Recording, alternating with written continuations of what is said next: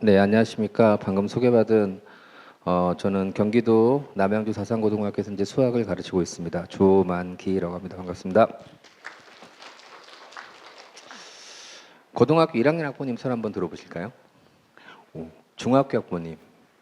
여기는 고등학교 1학년 학부님 훨씬 더 많으시네요. 예, 강의 진행하도록 하겠습니다. 현재 대학교에서 대입을 운영하는 현황을 우선 말씀을 드리겠습니다. 수도권에 있는 대학교와 비수도권에 있는 대학교가 약간 어떤 그 규칙이 다르다라고 보시면 될 것 같습니다. 수도권에 있는 대학들은 지역균형 선발 전형이라고 해서요, 학생부 교과 전형으로 학교에 추천을 받아서 원서를 쓰는 전형을 10% 이상, 그리고 사회통합 전형이라고 해서 저소득층 또는 농어촌 학생 또는 국가보훈 대상자 자녀 이런 친구들을 원래는 정원 외에서 뽑는 것들을 학생의 다양화를 위해서 정원 내에서 뽑아라 해서 뽑는 게 10% 이상. 그리고 수도권에 있는 대학들은 정시를 30% 이상 해야 되는데 그중에 일부 16개 대학이 정시를 40% 이상 하고 있습니다. 그럼 정시 40이면 직윤 10%, 사회통합 10%, 정시 40이면 합치면 60이거든요. 그럼 나머지 40%를 가지고 교과나 종합이나 논술이나 실기 전형을 운영하고 있는 반면에 지역에 있는 대학들은 지역인재 아시죠? 물론 의예과는 40% 이상인데 지역인재를 전체 정원의 5% 이상, 그리고 아까 말씀을 드린 사회통합 10%이 두 가지의 규칙 말고는 나머지는 제한이 없습니다. 이렇게 대입이 수도권과 비수도권의 차이가 나게 운영이 되고 있다 보니 어떤 현상이 일어나느냐, 이게 2027이 올해 고등학교 3학년 친구들이 될 학생들인데 대입 시행 계획을 살펴보면 수시의 비율이 그래서 수도권과 비수 차이가 나죠. 수도권은 65%, 비수 거의 90%. 그 차이가 그 수능에 대한 제한 때문에 그렇다라고 보시면 좋을 것 같고요. 또 어떤 전형으로 가장 많이 뽑는데 라는 부분들도 한번 조사를 해봤더니 수도권은 학생부 교과 전형보다는 학생부 종합 전형의 선발 비율이 더 큰 반면에 지역에 있는 대학들은 학생부 교과가 60% 이상입니다. 그러다 보니 수도권에서 학생들이 고등학교에 입학하게 되면 그 어떤 학교에서도 단순히 내신 성적 관리만 요구하는 게 아니라 학교 생활 기록부에 의미 있는 기록들을 남기기 위해서 노력을 해야 된다라는 요구들을 같이 하고 있는 게 이런 전형의 어떤 비율 때문에 그렇다라고 이해하시면 좋을 것 같습니다.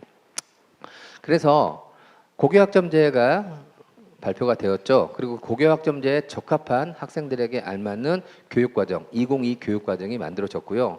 그 202 교육과정을 공부한 친구들을 뽑기 위해서 2028 대입제도 개편안. 왜 2028인지는 아시죠? 현재 이제 고2 올라갈 친구들이 재수를 하지 않으면 28학번이 되거든요. 그래서 2028 대입제도 개편안이 나왔고 거기까지 보통 알고 계시는데, 그래서 2028 대입제도 개편안에서 학생들을 선발하는 데 조금은 더 도움을 주기 위해서 기존의 선배들한테는 제공되지 않았던 학교생활기록부의 추가적인 내용들이 제공되는 순서로 현재 정책들은 발표가 되었습니다. 자, 그러면 고교학점제는 방금 전에 교육부에서 설명을 잘 해주셨으니까 저는 2028 대입제도 개편안에 대해서 말씀을 드리도록 하겠습니다.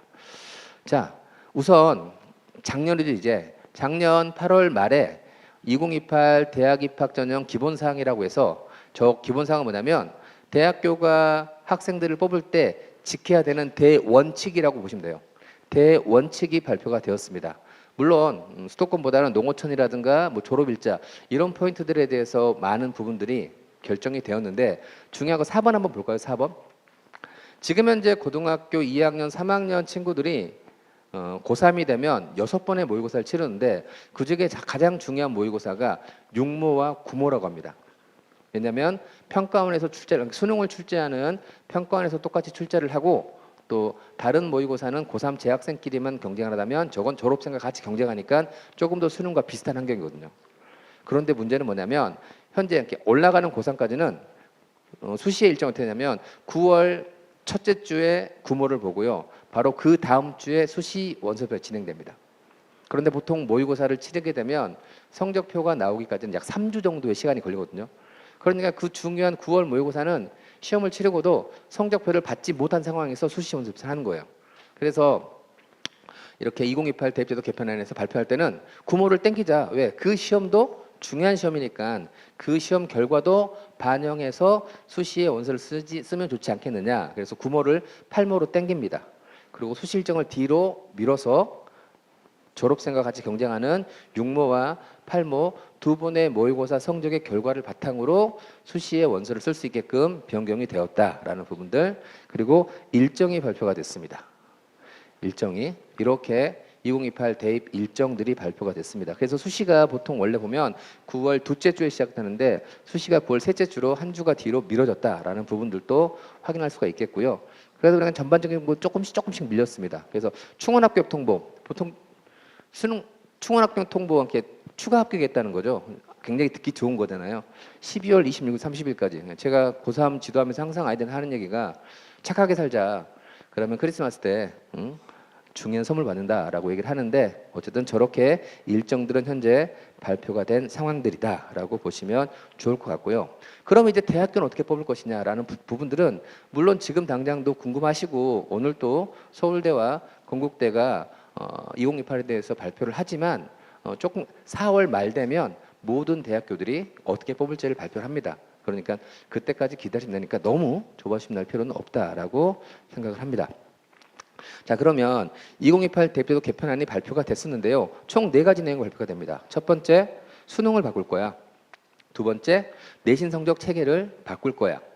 세 번째, 선생님들 사교육에서 이상한도 못 받게 할 거야. 그리고 마지막 네 번째, 고등학교 현장에서 교사의 논소수령 평가 역량을 강화시킬 거야. 뭐 세 번째는 차지하고, 네 번째 같은 경우도 고등학교 현장에서 이제 교사들이, 선생님들이 논소수령 평가를 더 강화시킨다고? 그렇다고 한다면 대학에서도 학생들을 뽑을 때 논소수령 평가를 더 활용하면 좋겠네 라는 포인트에 대학교의 생각들도 존재하고 있습니다. 대학에서는 논소수령 평가를 활용해서 신민입생을 뽑는 방식이 뭐가 있을까요? 논술 전형이겠죠. 그래서 논술 전형에 대한 변화가 조금은 더 드러날 가능성이 크다라는 걸 제하고 나면 결론 두 가지겠죠. 수능이 바뀐다. 그다음에 내신 성적 산출 체계가 바뀐다. 이 두 가지가 되겠습니다. 먼저 첫 번째, 수능이 바뀐답니다. 파란색으로 보이는 게 이제 올해 올라갈 고등학교 3학년이 마지막 치르게 될 수능입니다. 이른바 선택형 수능이라고 얘기합니다. 국어에서는 독수하고 문하고 모두 다 시험을 보고 확률과 통계, 미적분, 기하 세 과목 중에 하나를 고르고요. 국어는 합법과 작문과 언어 매체 둘 중에 하나를 고르고, 수학은 확통, 미적, 기하 셋 중에 하나. 그다음에 탐구 영역은 사회 9개, 과학 8개, 전체 17개에서 두 가지를 고릅니다. 그런데 이렇게 국어와 수학과 탐구에서 학생들이 각각 과목을 선택하는 방식이 약 800가지가 넘거든요. 그러니까 아이들은 800가지가 넘는 다양한 방식으로 수능을 선택해서 시험을 보는데, 문제는 대학에서는 그 학생들 선발할 때 각각 다른 과목을 봤지만 아이들을 한 줄로 줄을 세워서 평가를 합니다. 그러면 다른 과목을 본 친구들을 한 줄로 줄을 세우는 가지고서 뭐가 생기느냐? 유불리가 발생합니다. 어떤 과목이 유리하고 어떤 과목이 불리하고. 그러다 보니까 일반적으로 그냥 내가 배운 과목 그대로 하면 좋은데 학생들은 그렇게 생각하지 않죠. 될 수 있으면 유리한 방식으로. 그러다 보니까 이제 문과 침공이라든지 최근에 사탐론이라든지 그러한 모든 문제들이 발생하는 겁니다. 즉 그런 문과 침공이네 사탐론이네 이렇게 공부를 원칙적으로 가는 게 아니라 유불리를 발생하는 출발점은 뭐냐? 과목을 선택하기 때문에 그렇게 된 거다. 그래서 바뀔 수는 어떻게 하냐? 선택을 못하게 하자. 모두 다 같은 수능 보게 하자. 그래서 국어도 같은 수능 볼 거야. 수학도 같은 거 볼 거야. 영어와 한국사는 원래 같은 거 봤었지. 자, 탐구도 같은 거 볼 거야 라고 하는 순간 뭐가 되느냐?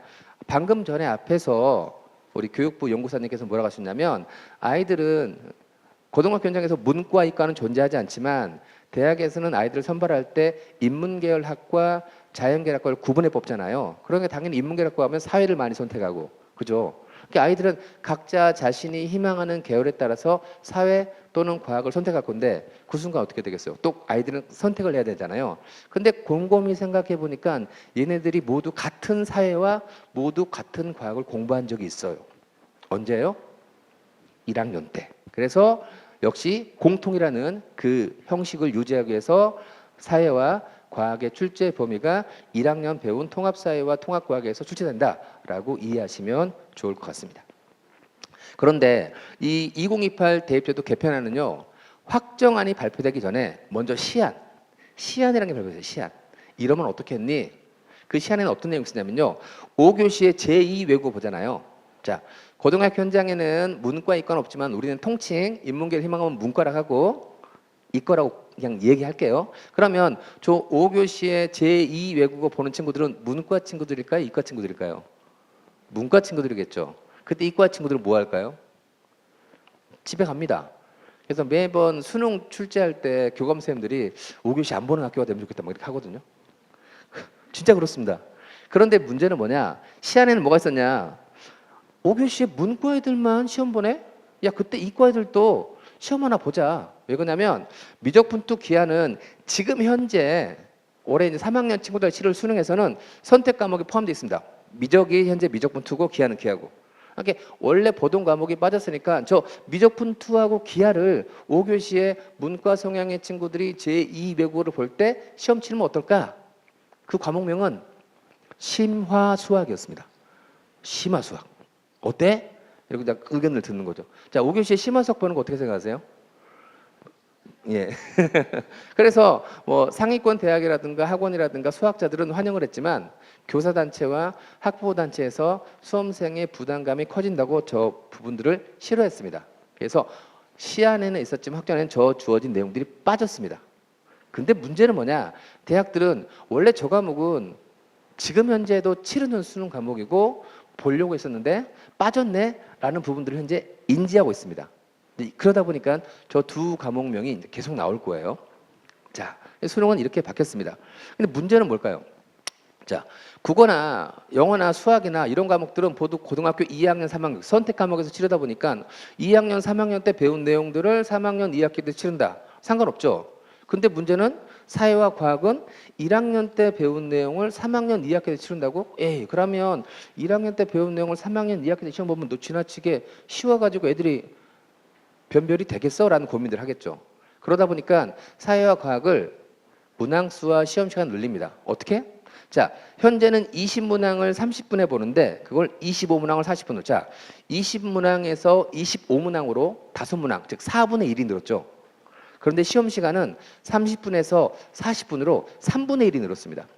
문항수는 4분의 1이 늘었는데 시험 시간은 3분의 1. 늘어난 문항수에 더 난이도 어떻게 되는가요? 어렵다고 볼 수 있겠죠. 그래서 충분히 거기에서 변별을 하겠다라는 의지가 있는 거죠. 어떻게? 그래서 문항수도 25문항으로 늘리고 배점도 현재는 2점과 3점인데 1.5, 2.5로 세분하고 시험 시간도 늘려가지고 1학년 때 배운 내용을 가지고도 충분히 3학년 2학기 때 수능을 치른다고 해도 학생들을 변별하겠다라는 포인트가 담겨 있다라고 보시면 좋을 것 같습니다.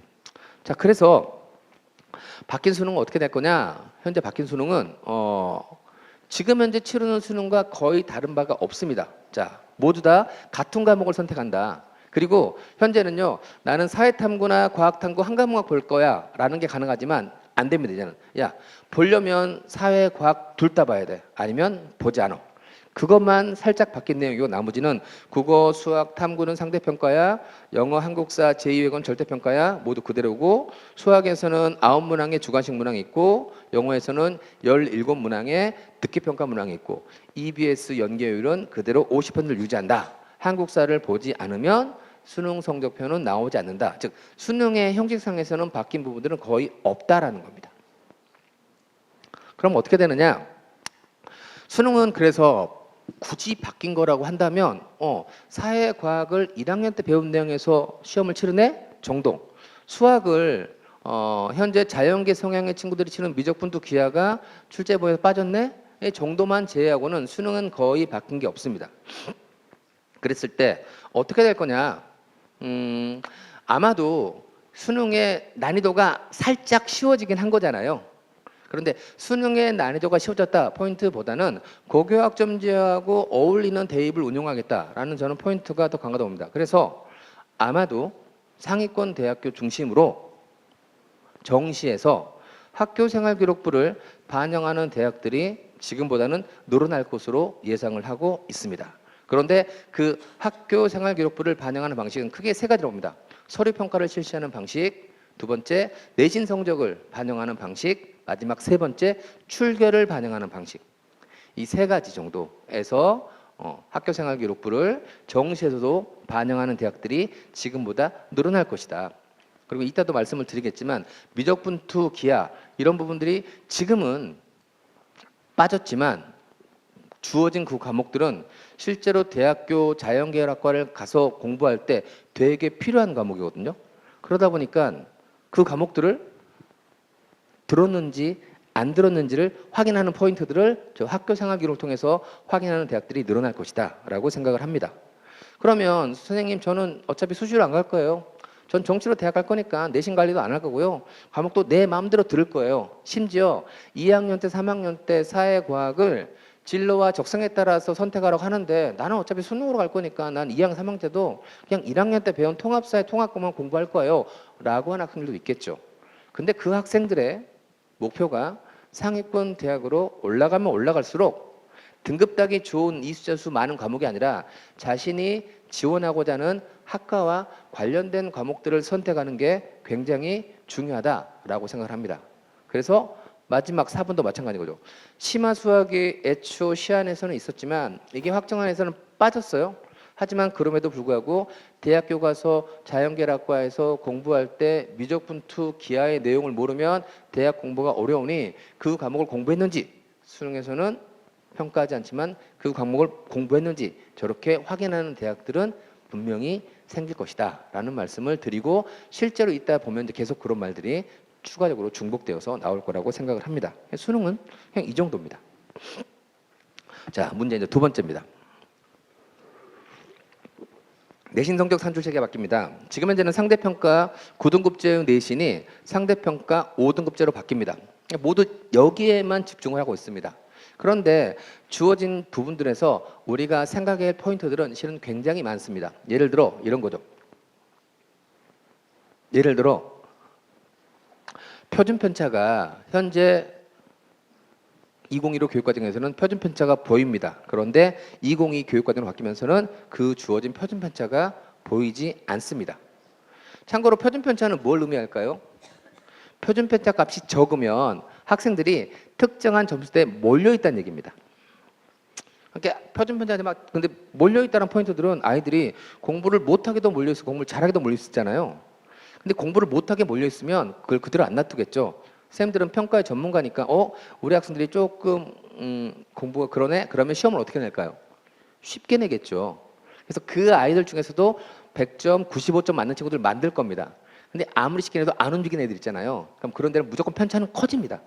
그래서 표준 편차가 작다는 포인트들은 아이들의 성적대가 80, 90대 이쪽에 상위권에 몰려 있을 때 보통 표준 편차는 작게 나옵니다. 그래서 대학들이 학생부 처음에 서류 평가할 때도 표준편차가 작네. 그럼 이 학교는 좀 내신의 경쟁이 치열한 학생들이 몰려있는 고등학교네. 그런 부분들을 실제로 평가에 지금도 활용하고 있었습니다. 그런데 그 주어진 표준편차가 이제는 보이지 않습니다. 그러면 표준편차가 앞으로 보이지 않는다는 이 포인트는 일반 고학생 기준으로는 위기일까요? 기회일까요? 기회라고 볼 수 있겠죠. 그죠? 자, 상대평가 9등급이 5등급이 됐다. 1등급의 산출 비율이 4%에서 10%로 2.5배 늘어났다. 라는 포인트만 다들 고민하고 계시겠지만 실제로는 지금 당장 여기 보더라도 석차 등급, 성취도, 성취도별 분포 비율, 원점수, 평균, 성취도 굉장히 다양한 여러 가지의 지표들이 더 나와 있습니다. 예를 들어 볼까요? 어떤 학생은 98점을 맞아서 성취도가 A인 1등급이고요. 어떤 학생은 87점을 맞아서 성취도가 B인 1등급입니다. 둘 다 1등급 맞죠? 그럼 대학 입장에서는 98점의 1등급과 87점의 1등급을 똑같이 평가할까요? 그래도 98점을 더 우수한 학생을 평가할까요? 더 우수한 학생을 평가할 겁니다.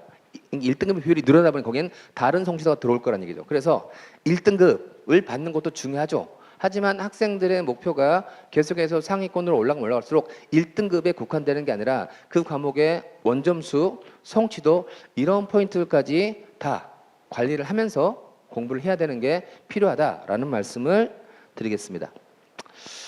지금 보시는 건 현재 고등학교 이제 올 3학년까지 배우게 될 2015 교육과정입니다. 무슨 말씀을 드리려고 하느냐? 그러니까 이렇게 내신 성적의 산출 체계가 5등급으로 바뀌었을 때 작년, 재작년 10월달 이경에 이 확정안이 발표되어서 현재 고등학교 1학년 학생들 고등학교 선택할 때 그 당시에 유튜브에서는 어떤 얘기가 돌았었냐면요. 1등급의 비율이 4%에서 10%로 2.5배 늘어났다. 그만큼 1등급 받기가 쉬워졌지? 그러니까 학생들은 내신에 대한 부담감은 사라졌다. 그래서 특목자사고를 가는 데 있어서 부담감은 없을 것이다 라는 해석들의 유튜브가 되게 많았습니다. 제가 보기엔 그건 아니거든요. 그래요. 1등급의 비율은 2.5배 늘어났어요. 하지만 지금 보시는 건 2015 교육과정인데요. 보시면 공통과목과 일반 선택 과목은 등급이 나오고요. 파란색으로 보이는 진로 선택 과목은 등급이 안 나옵니다.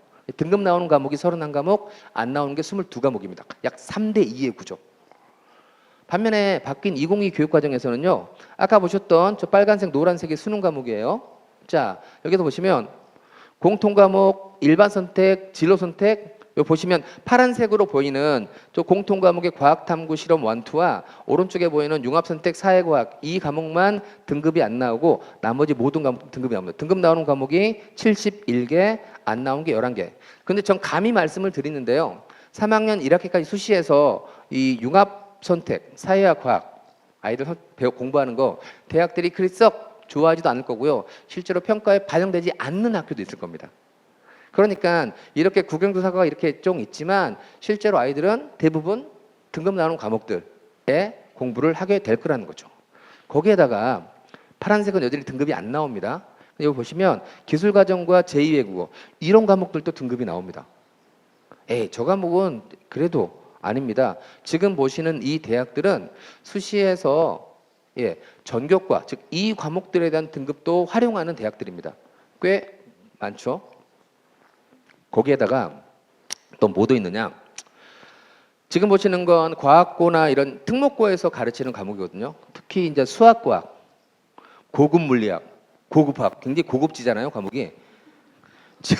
저걸 지금도 일반고에서 가르칠 수 있거든요. 그래서 실제로 일반고에서 저 주어진 전문 교과를 꽤 많이 가르칩니다. 왜? 과목명도 뽀대나고 또 저 과목이 등급이 안 나와요.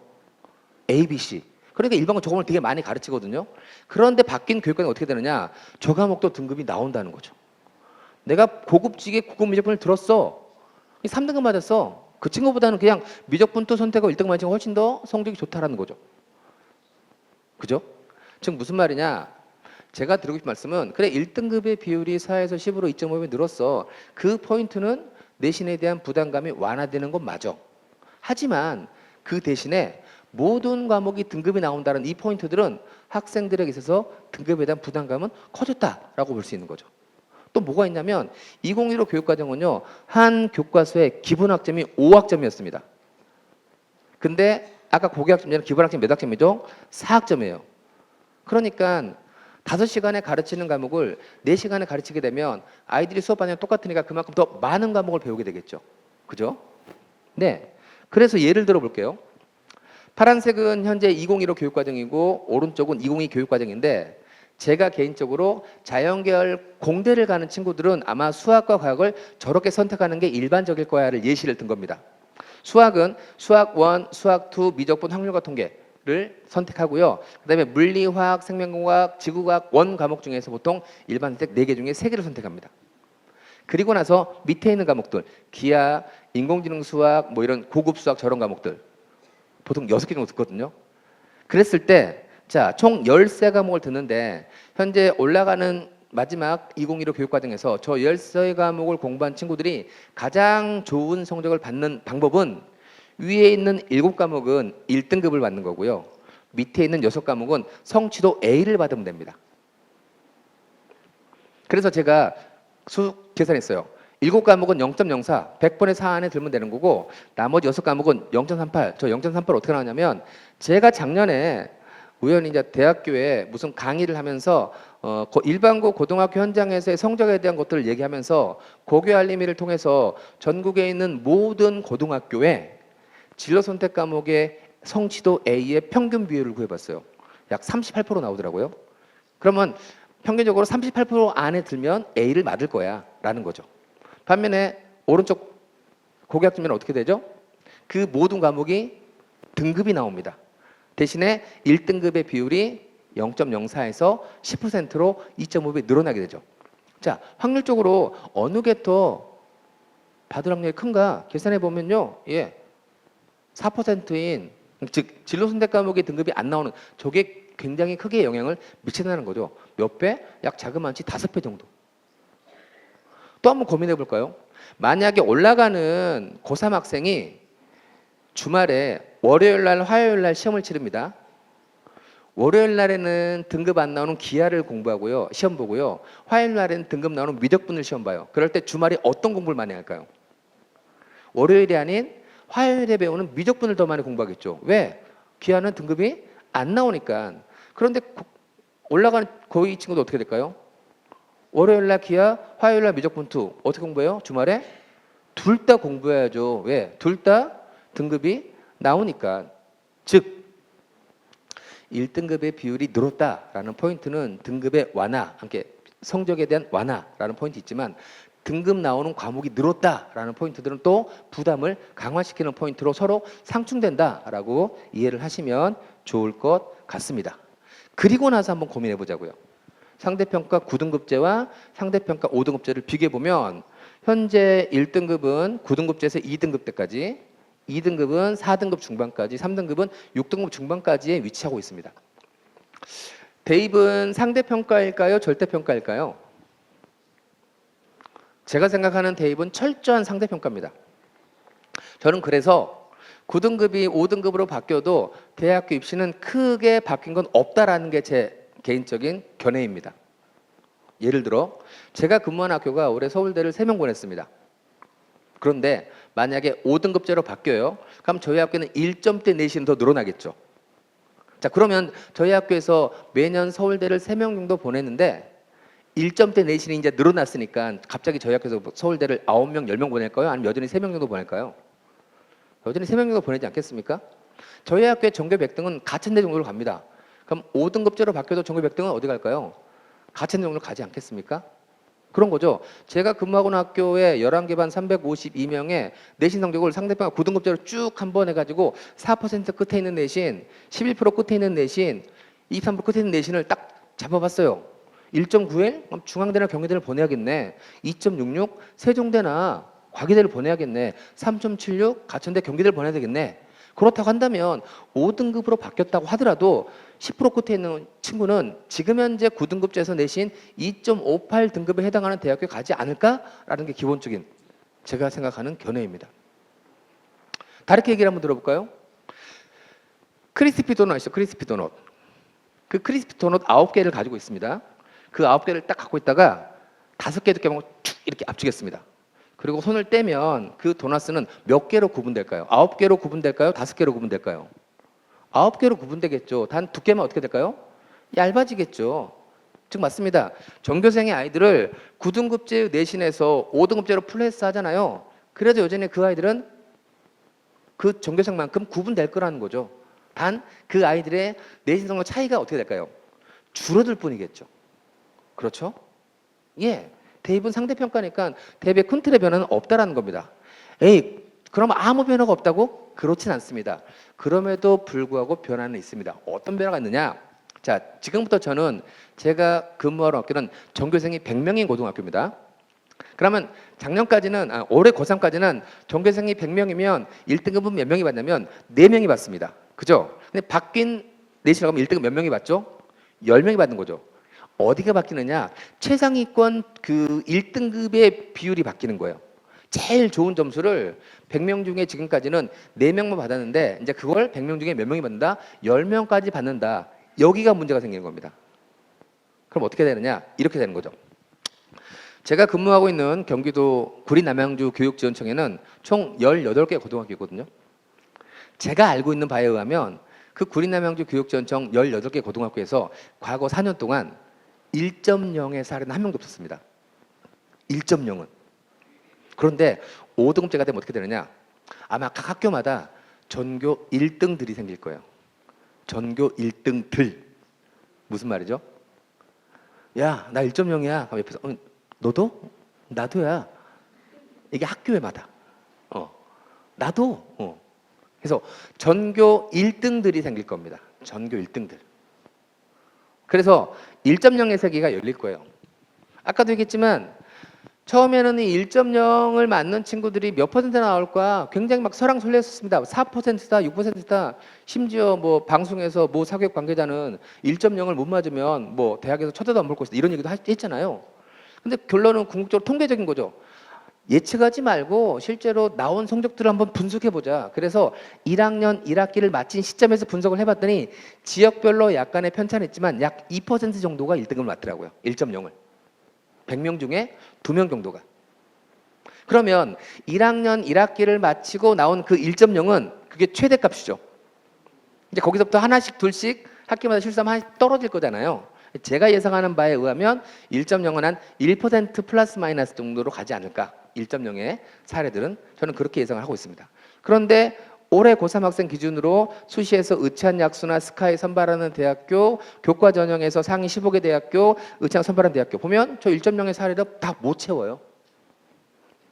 그렇죠? 자, 그러면 1.0을 맞으면 모든 게 끝난 거냐? 저는 그게 아닐 까 봅니다. 저는 공립고 교사라서 올해 학교를 옮길 예정이거든요.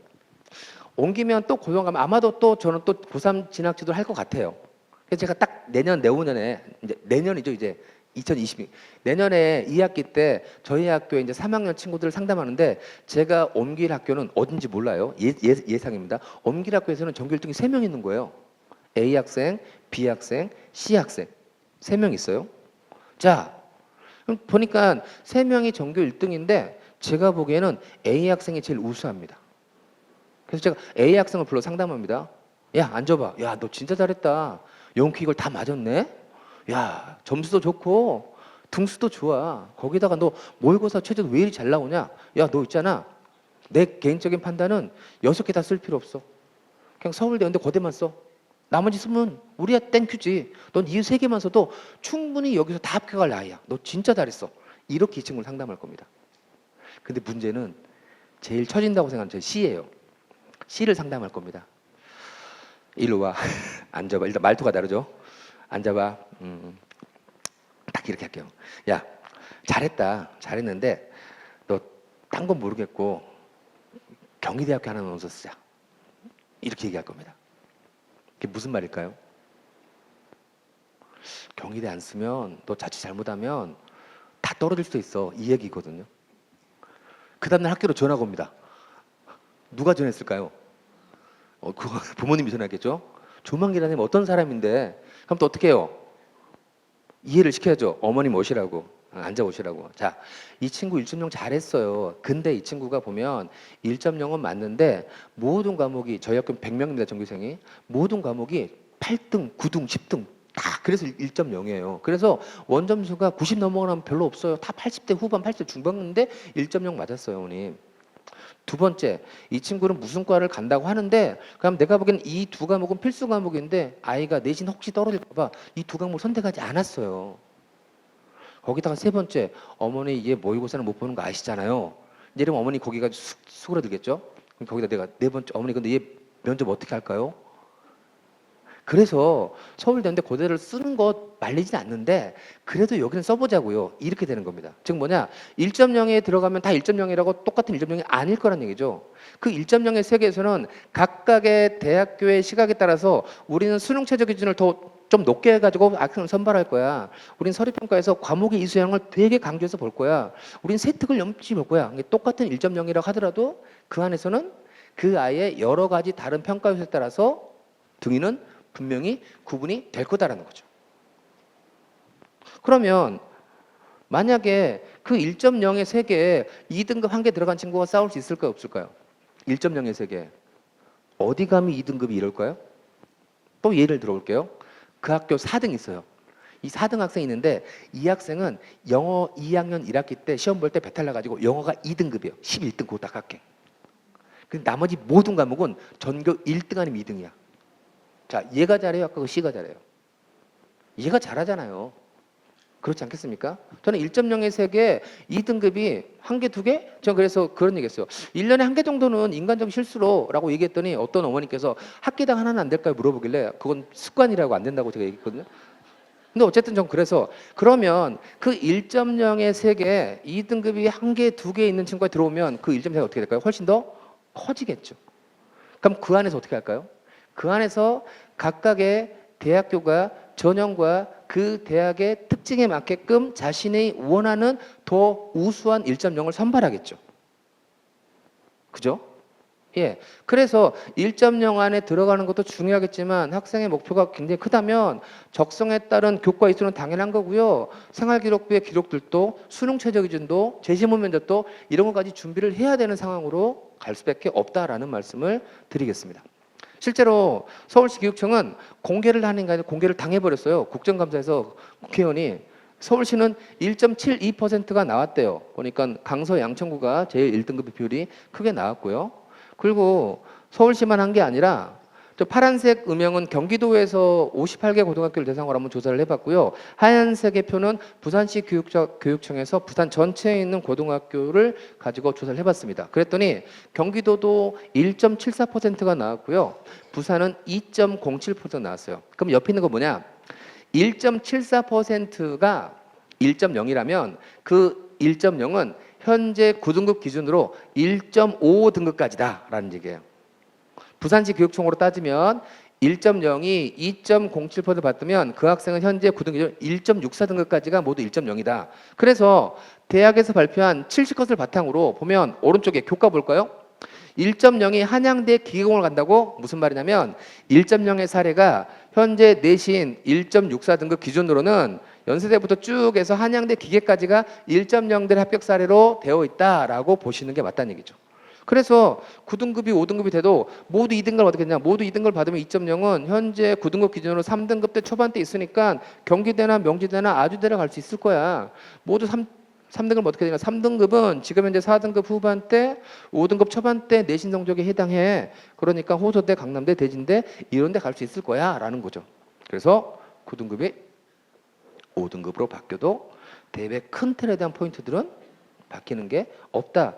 대학은 충분히 선발할 수 있다. 하지만 그럼에도 불구하고 최상위 1.0의 세계 단순한 숫자로만 보자면 저런 정도의 예상이 되고 그런 것들이 의예과 치안, 약수, 서울대, 연고대, 서성안을 뽑는 부분들을 보자면 거기에 저 인원들은 단순히 1.0에 그치는 게 아니라 2등급이 1개, 2개까지 들어오다 보면 훨씬 더 많은 인원들에서 학생들의 성향에 따라서 그래서 보시면 쭉 아이들의 변별은 되는데 제가 좀 보면 1.0 저 주어진 주황색 부분만 약간 떡지는 그 부분에서 여러 가지 전형 요소들을 통해서 더 우수한 학생들을 선발하기 위한 노력들을 할 것이다 라는 말씀을 드리고 싶습니다. 그래서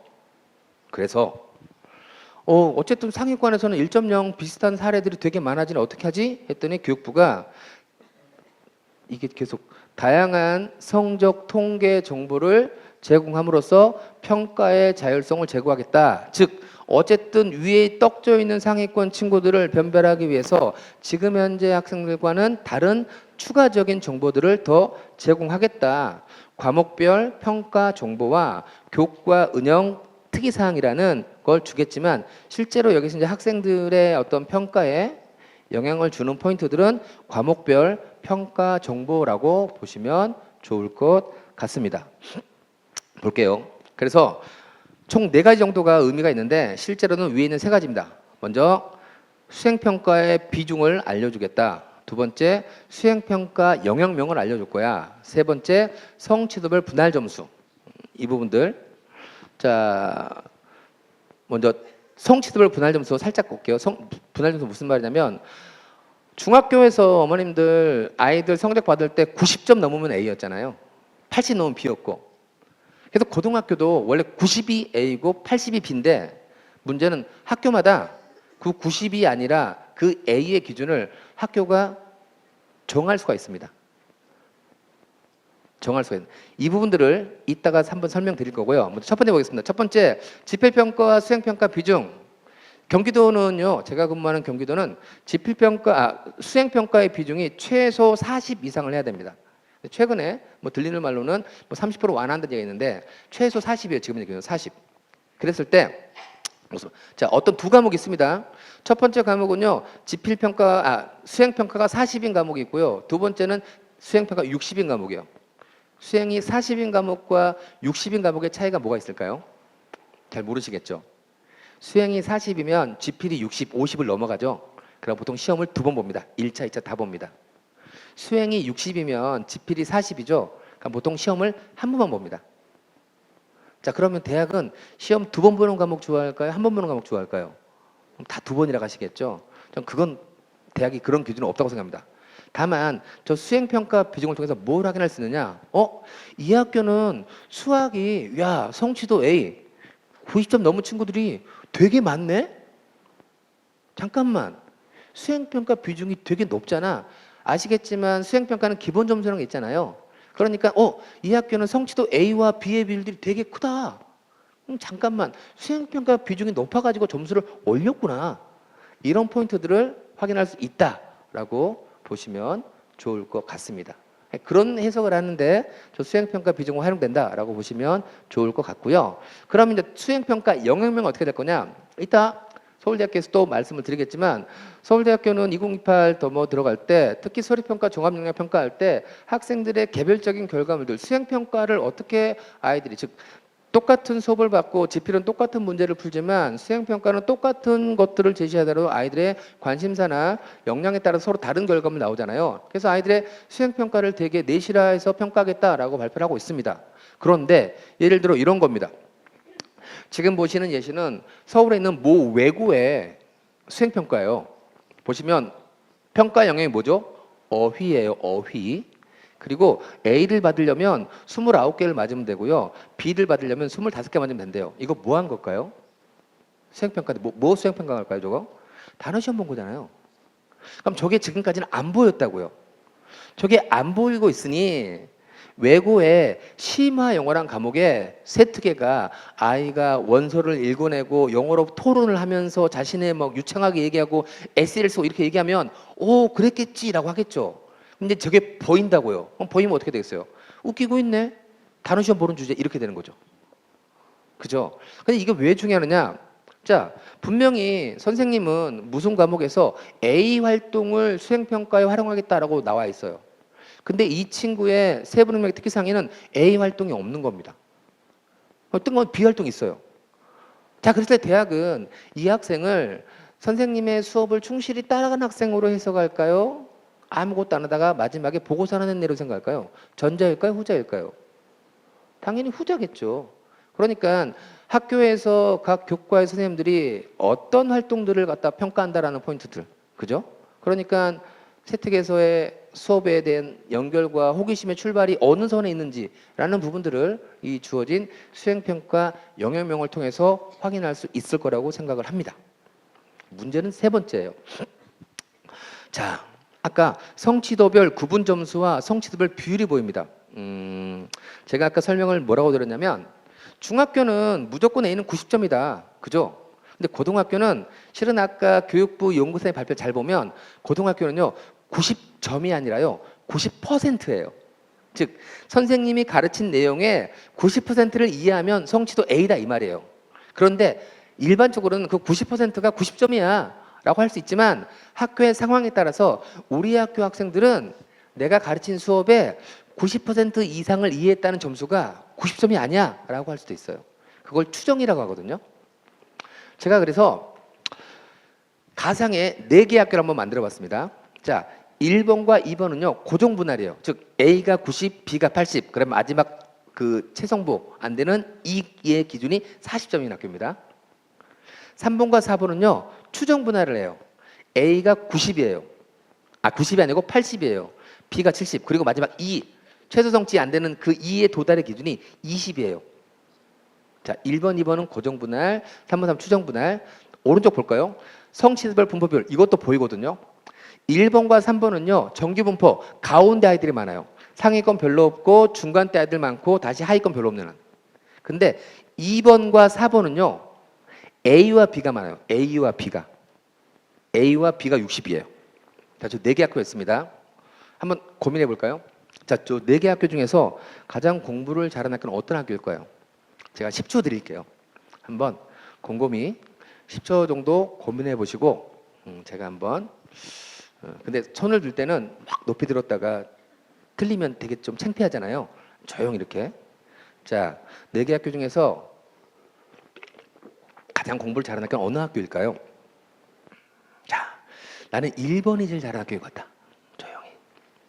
2번이다. 3번이야. 난 4번 할래. 예. 제가 처음에 의도를 가지고 만들었을 때 제일 공부를 잘하는 학교는 2번을 고르기를 원했습니다.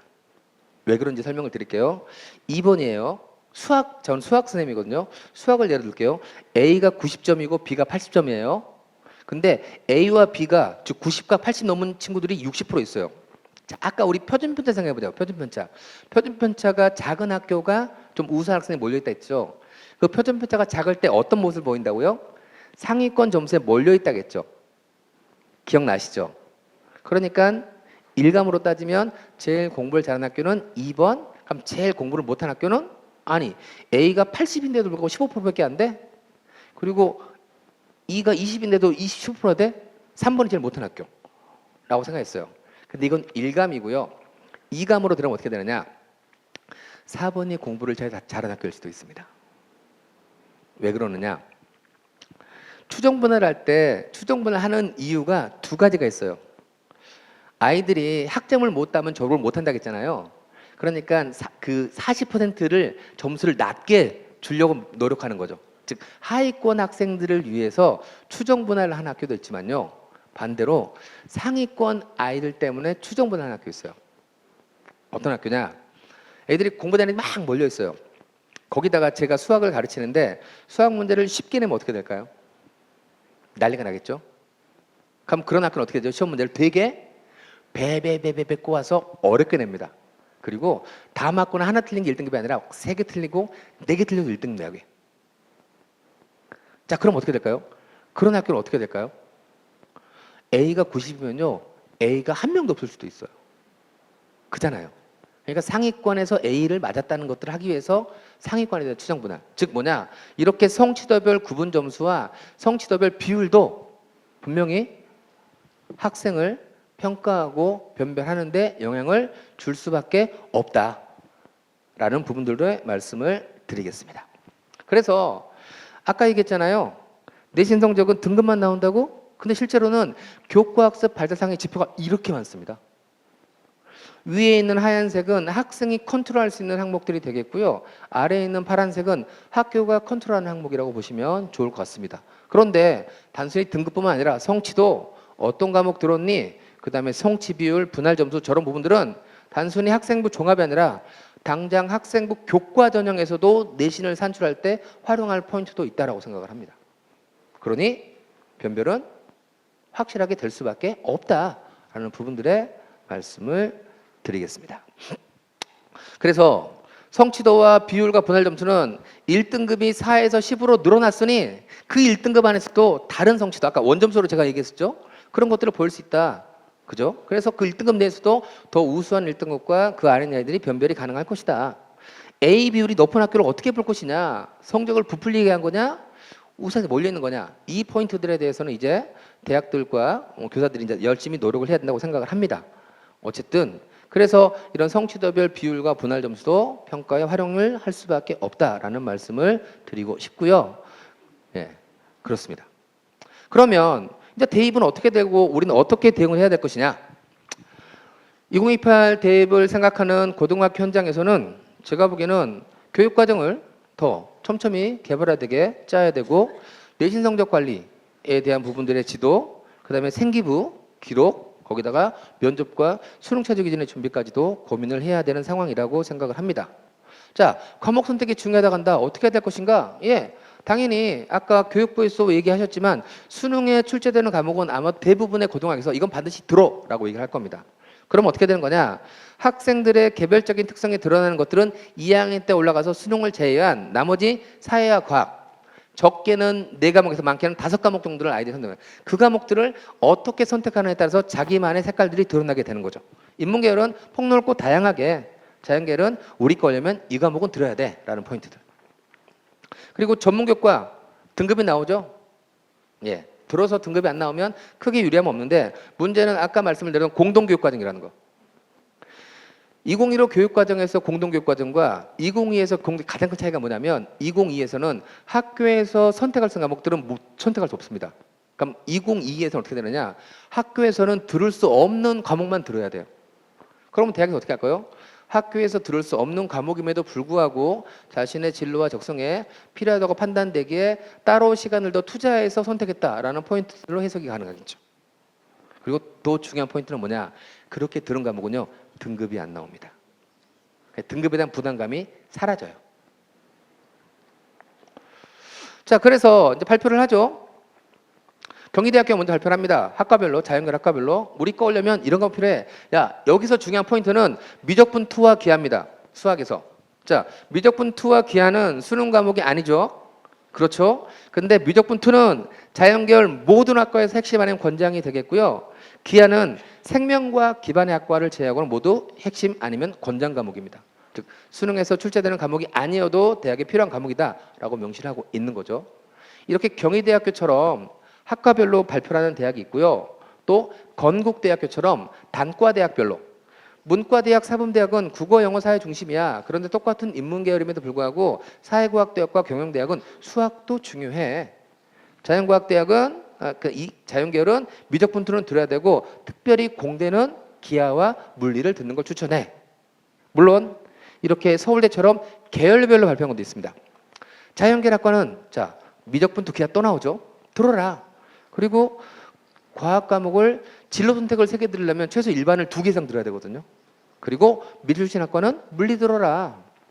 인문계열학과는 폭넓고 다양하게 들어. 대신에 제2 외국어 및 한문은 꼭 들었으면 좋겠어. 이렇게 학과별로, 단과대학별로, 계열별로. 물론 이런 것도 있습니다. 우리는 특별히 모집 과목을 지정하지 않아요 라고 하는 것도. 그럼 여기서 제가 하나 궁금한 게 과연 여기 보이는 두 대학교에 자연계열 공대에 미적분투와 기하를 듣지 않은 친구가 원서를 쓰면 합격할까요? 저는 떨어질 거라고 생각하거든요. 저는 분명히 떨어질 거라고 같습니다. 근데 왜 저럴까요? 이거죠. 굳이 우리까지 앞에서 다 할 텐데 굳이 우리까지 할 필요가 있겠어? 우리는 혹시 안 들은 친구들 우리 대학 들어라고 좀 호객 이런 것도 있지 않을까?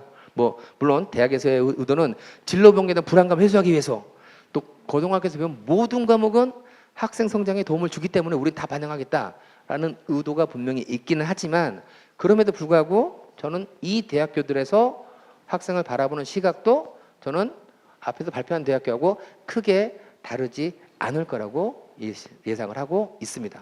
실제로 그래서 이런 대학교 발표자들이 중앙대, 고려대, 전남대, 충남대. 근데 이거 사진 찍을 게 아니고 오늘 책자 받으셨잖아요. 그 가로로 넘어간 책자. 이 모든 것들을 그 가로로 넘어가는 그 책자에다가 자료화한 겁니다. 그 자료를 보시면 된다. 그리고 혹시 나중에 추가로 발표한 대학들은 어떻게 할 것이냐. 지금 보시는 건 대입정보 포털 어디가 사이트입니다. 참고로 고등학교 학부모를 하면 반드시 여기에 회원가입하시고 이 사이트 100% 활용하셔야 됩니다. 근데 여기에 추가적으로 발표한 대학들은 대학 정보에 이렇게 2028학년도 모집 단위별 반영 과목이 계속 추가적으로 들어올 가능성이 매우 크다.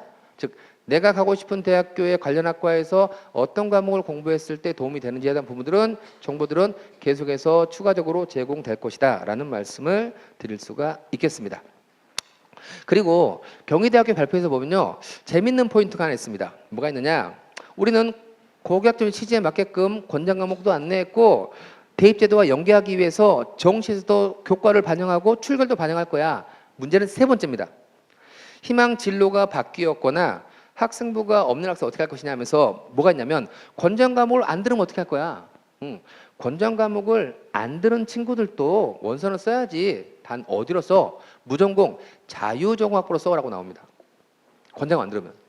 실제로 학교 현장에서 경희대학교에 원서 쓸 정도의 학생이라면요 공부를 굉장히 잘하는 학생입니다. 반에서 2등, 3등하고 생기부 되게 빵빵한 친구들이거든요. 그런데 권장 과목 한두 개 안 들었다고 희망학과 쓰지 말래요. 무전공, 자유전공을 오래요. 그럼 여기서 중요한 건 뭐냐? 아니 그렇게 열심히 공부해서 뇌신 관리하고 학교 생활 기록 관리한 친구도 권장 과목 한두 개 때문에 가는데 그러면 학교 생활 기록부가 없는 친구는 어떻게 될까? 전 개인적인 예상은 이 고교학점제 체제에서의 대입에서는요 학교 생활 기록 없는 친구, 즉 검정고시로 대학을 가겠다 생각하는 친구들의 입지는 저는 굉장히 좁아질 거로 예상합니다. 그래서 등급 하나 망쳤다고 검정고시? 저는 절대 아니라고 생각합니다. 그 옛날 속담에 똥밭에 굴러도 이승이 낫다 있잖아요.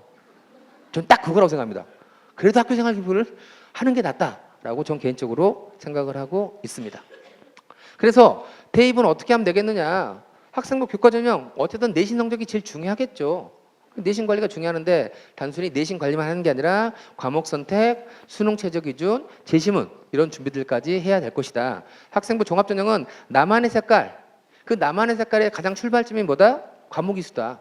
근데 거기서 그치는 게 아니라 세특을 통해서 깊이 있는 학습, 그리고 대학에서 공부할 수 있는 충분한 역량이 있다라는 것들을 보여주는 게 필요하다.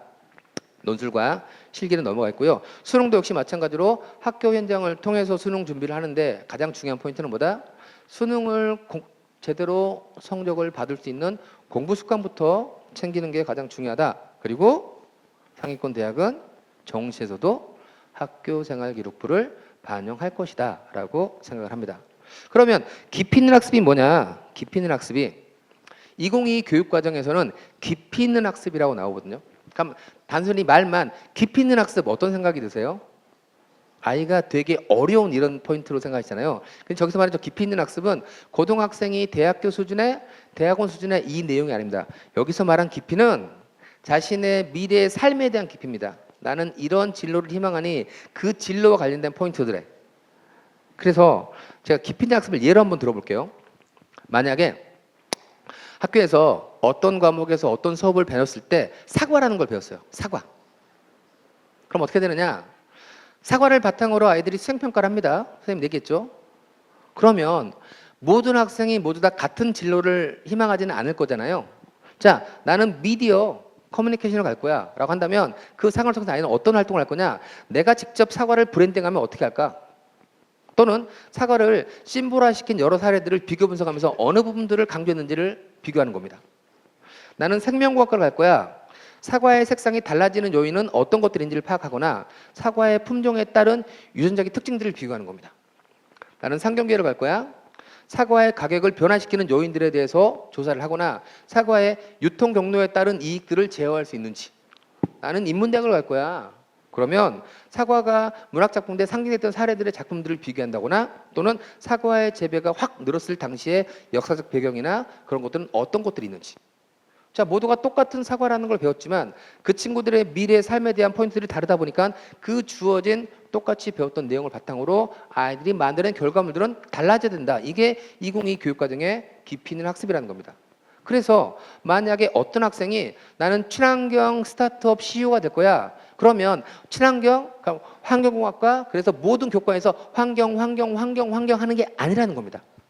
각 교과마다 나는 친환경 스타트업 CEO가 될 거니까 경제를 배우면서 시장구조, ESG 경영에도 공부를 하고 수학을 배우면서 손익분기점, 데이터 기반의 수요 모델, 그죠? 과학에서 신재생 에너지, 탄소 배출량 이런 식으로 각 교과에서 자신의 미래 삶에 대한 어떤 방향성을 잡고 그와 관련된 여러 가지 깊이 있는 학습의 결과물들을 만들어내는 게 중요하다라는 말씀을 드리겠습니다. 올해 고3이 되는 2027학년도에 대입 전형이 발표가 이미 됐는데요. 시행계획이. 거기 보면 저건 아무리 봐도 2028을 미리 선행하는 것 같은데? 라는 흐름들이 있습니다. 먼저 학생부 교과 전형입니다. 지금까지 학생부 교과 전형의 수능 최저 기준은요 계속 완화되어 왔어요. 처음으로 강화가 나옵니다. 왜? 상위권에서 수능 최저로 더 평가할 거니까. 그 다음에 서류 평가를 강화하는 포인트들, 출결을 반영하는 것들. 제 교과 전형에서 별하는 양상 생각하고요. 학생부 종합에서는 수능 최저 기준을 오히려 더 신설합니다. 신설하는 대학들, 전형을 분리하거나 면접을 강화하는 대학들. 논술에서는 과학 지심을 추가하거나 통합 논술을 실시하는 대학들. 그 다음에 수능에서는 수능의 학교생활 비조, 서류 평가하는 대학, 출결 반영하는 대학, 학생부 반영하는 대학, 심지어 학생부 종합으로 뽑겠다라는 포인트들도 발표가 되고 있습니다. 이런 포인트들이 2028 대입제도 개편안에 대한 내용들을 미리 대학들이 2027 학년도부터 시뮬레이션 해본 결과라고 저는 생각을 합니다. 건국대학교에서 발표한 내용들은 추가될 거니까 넘어가도록 하겠고요. 경희대학교 발표를 한번 보겠습니다. 경희대학교는 교과 전형과 종합 전형과 수능 전형에 대한 포인트를 봤는데 먼저 교과 전형의 포인트가 뭐냐면요. 성적을 산출할 때 국어, 수학, 영어는 등급 나눈 모든 과목을 반영하는데 사회과학은 등급 안 나눈 융합 선택은 반영하지 않고, 중요한 거 이겁니다. 진로 선택 과목은 외대식 반영이다. 뭐냐? 성취도가 A면 1등급 쳐주겠다. 그러니까 아이가 2등급 맞았어도 성취도 A면 1등급 바꿔주겠다 이거예요. 왜 그럴까요? 왜 저렇게 할까요? 진로 선택 과목은 가장 어려운 과목이기 때문에 대학교 공부하는데 반드시 필요한 과목입니다. 그런데 아이들이 등급 관리에 부담을 느껴서 그 과목을 안 들으면 대학에서 공부하는데 힘들잖아요. 그러니까 이 과목의 등급을 고민하고 있지, 이 과목은 최대한 등급을 너희들한테 유리하게 맞춰줄게. 그래도 안 들을 거야? 이 포인트가 있는 겁니다. 학생부 종합에서는 수능 최저 기준 걸린 서류형을 신설합니다. 그러면서 뭐라고 하냐면, 자, 수능 최저 걸린 전형에서는 서류 평가할 때 등급은 아이에게 안 보이게 할게. 뭘까요? 수능 최저 통과했으니까 충분히 학업 능력은 인정됐다. 굳이 다시 그걸 내신으로 안 하겠다. 성취도 중심으로 보겠다. 그리고 동시에서도 수능 100보다는 학생부 반영이 더 70% 많습니다. 대신에 10%만 반영하면서 부담은 덜어주면서 수학, 과학의 과목을 많이 들으면 가산점 주겠다. 즉 최소한의 학교생활 기록부는 정시에도 반영하겠다라는 포인트. 서울대도 발표할 거니까 넘어가도록 하겠습니다. 그래서 제가 보기에는 이 고교학점제 차원에서 대학교, 고등학교 상황은 갑자기 뜬금없이 싸우지 마라가 나옵니다. 최근에 계속 이런 기사 나오죠.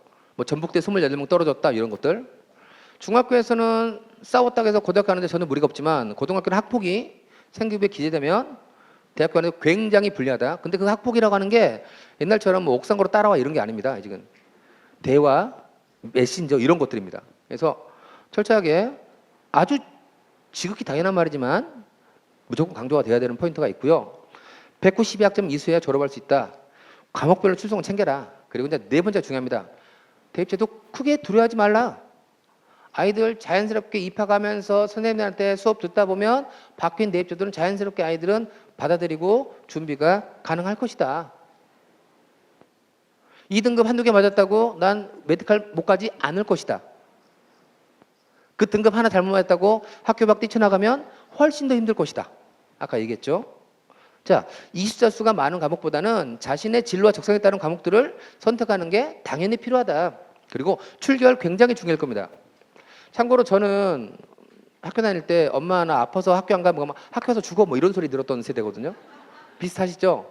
근데 저 감히 코로나 이후로 출결 완전히 무너졌는데요. 감히 말씀을 드리는데 자녀가 건강하시다면 아이 생기부에 3년 개근이라는 단어를 딱 채우시잖아요. 수시든 정시든 정량이든 정도 저는 굉장히 중요한 유리한 하나의 복점을 차고 있다라고 생각을 합니다. 자, 학교하고 학원 누가 더 고개 빨리 대응할까라고 물어보면 다들 뭐라고 하시죠? 다들 학원이라고 하십니다. 근데 중요한 건 저는 개인적으로 그건 불안 마케팅이라고 생각합니다. 학교가 빠르게 대응하기 싫어서 하는 게 아니라 학교는 정확하게 대응하고자 하는 겁니다. 빠른 것보단 정확하게. 그래서 만약에 학교 선생님과 학원 선생님의 서로 의견이 상충된다. 그럼 100% 누구 말을 들어야 된다? 학교 선생님 말을 듣는 게 후환이 없을 것이다 라는 말씀을 드리겠습니다. 저는 2028 대입제도 대입 크게 안 바뀔 거라고 생각합니다. 다만 요소가 중첩될 가능성이 있습니다. 하나를 더 들어올까? 그러면 그래서 새롭게 들어오는 중첩되는 요소들은 갑자기 하나 뚝 떨어진 게 아니라 지금까지 활용했던 것들을 가져올 겁니다. 1학년 때부터 과목에 대한 상담은 되게 많이 중요해질 거고 학생들에서 진로에 대한 고민들을 좀 빨리 실시하면 할수록 좋겠다. 그리고 5번이 가장 중요하대요. 학교에서는 9등급이 5등급으로 바뀌어도 기존에 이런 학생들이 뽑아놓으면 대학에서 공부를 잘하더라 라는 이 시각 자체는 결코 바뀌지 않았을 거다. 그래서 내 목표가 상위권이라고 한다면 내신, 모의고사, 생활기록부, 면접 이런 것들을 준비할 가능성은 있지만 어쨌든 이런 격변기에는 무조건 학교를 믿고 의지하고 따를 때 저는 좋은 결과가 나오는 그런 방안이라고 생각하면서 제가 준비한 강의를 마치겠습니다. 감사합니다.